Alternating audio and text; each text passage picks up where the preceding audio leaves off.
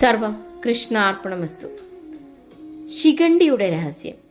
പെണ്ണായി ജനിച്ച് ആണായി മാറിയ വീരൻ.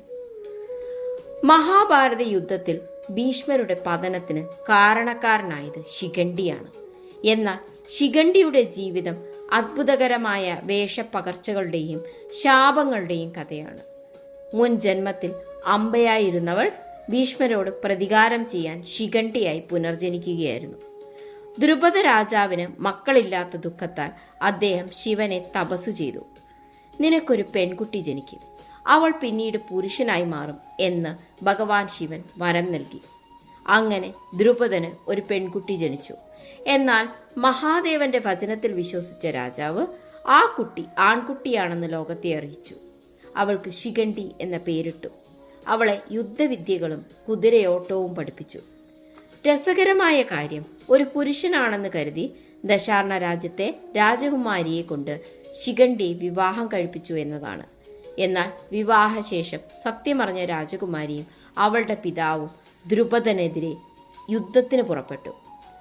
അപമാനിതനായ ശിഖണ്ഡി ആത്മഹത്യ ചെയ്യാനായി കാട്ടിലേക്ക് ഓടി. അവിടെ സ്തൂണാകർണൻ എന്നൊരു യക്ഷനെ കണ്ടുമുട്ടി. ശിഖണ്ഡിയുടെ സങ്കടം കേട്ട യക്ഷൻ അവളോട് സഹതാപം തോന്നി ഒരു വിചിത്രമായ കരാർ വച്ചു. നമുക്ക് ലിംഗമാറ്റം നടത്താം. കുറച്ചു കാലത്തേക്ക് നീ എൻ്റെ പുരുഷത്വം സ്വീകരിക്കുക, പകരം നിന്റെ സ്ത്രീത്വം എനിക്ക് നൽകുക. അങ്ങനെ ശിഖണ്ഡി ഒരു പൂർണ്ണ പുരുഷനായി മാറി കൊട്ടാരത്തിലേക്ക് പോയി. ഈ മാറ്റം കണ്ട ദശാർണ രാജാവ് അത്ഭുതപ്പെടുകയും ദ്രുപദനോട് ക്ഷമ ചോദിക്കുകയും ചെയ്തു. എന്നാൽ യക്ഷന്മാരുടെ രാജാവായ കുബേരൻ ഇതറിഞ്ഞ് കുപിതനായി. തന്റെ പുരുഷത്വം കൈമാറിയ യക്ഷനെ കുബേരൻ ശപിച്ചു. ശിഖണ്ഡി മരിക്കുന്നതുവരെ നീ സ്ത്രീയായി തന്നെ തുടരട്ടെ. അങ്ങനെ ശിഖണ്ഡി പുരുഷനായും യക്ഷൻ സ്ത്രീയായും തുടർന്നു. യുദ്ധക്കളത്തിൽ ഭീഷ്മർക്ക് ശിഖണ്ഡിയുടെ മുൻജന്മം അറിയാമായിരുന്നു. ഭീഷ്മർ ഒരിക്കലും ഒരു സ്ത്രീക്ക് നേരെയോ മുൻപ് സ്ത്രീയായിരുന്നവനെതിരെയോ ആയുധം ഉയർത്തില്ല. ഇങ്ങനൊരു വ്രതം ഉണ്ടായിരുന്നു ഭീഷ്മർക്ക്. അർജുനൻ ശിഖണ്ഡിയെ മുൻനിർത്തി ഭീഷ്മരെ നേരിട്ടു. ശിഖണ്ഡിയെ കണ്ടതും ഭീഷ്മർ വില്ല് താഴെ വെച്ചു.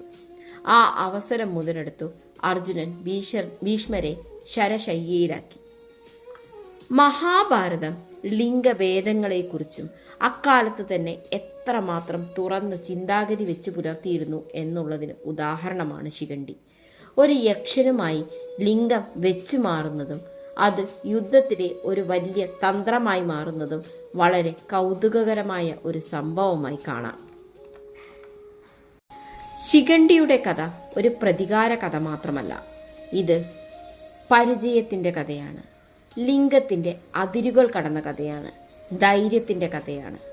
മഹാഭാരതം നമ്മോട് ചോദിക്കുന്ന ചോദ്യമുണ്ട്: നമ്മൾ കാണുന്നത് മാത്രമാണോ സത്യം? ഇത്തരം അത്ഭുതകരമായ മഹാഭാരത കഥകളും ക്ഷേത്ര ചരിത്രങ്ങളും മറ്റുമറിയാൻ ശ്രീകൃഷ്ണാർപ്പണം ചാനൽ സബ്സ്ക്രൈബ് ചെയ്യുക. വീഡിയോ ഇഷ്ടമായെങ്കിൽ ലൈക്ക് ചെയ്യുക. നിങ്ങളുടെ അഭിപ്രായം കമൻ്റായി രേഖപ്പെടുത്തുക. സർവം കൃഷ്ണാർപ്പണമസ്തു. നന്ദി.